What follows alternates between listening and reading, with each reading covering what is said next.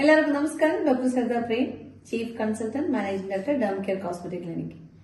ഹൈഡ്രോക്വിനോൺസ് റെഗുലറായിട്ട് നമ്മൾ യൂസ് ചെയ്യുന്നത് സേഫ് ആണ്.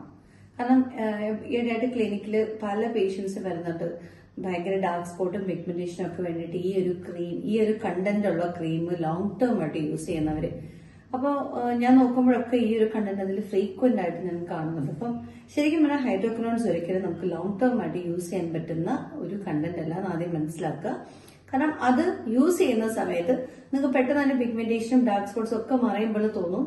പക്ഷെ അതിന് ഒരു അഡിക്ഷൻ പോലെയാണ് പല പേഷ്യൻസും വരുമ്പോൾ എനിക്ക് തോന്നുന്നു. കാരണം അവര് തിരിച്ചത് ഉപയോഗിക്കാണ്ടിരിക്കാൻ പറ്റണില്ല മാം, കാരണം ഇത് ഉപയോഗിക്കുമ്പോൾ ഞങ്ങൾക്ക് പെട്ടെന്ന് നല്ലൊരു റിസൾട്ടാണ്, പക്ഷെ നിർത്തി കഴിയുമ്പോൾ ഭയങ്കര ഡാർക്ക് ആവുന്നു സ്കിൻ എന്നൊക്കെ പറയുന്നുണ്ട്.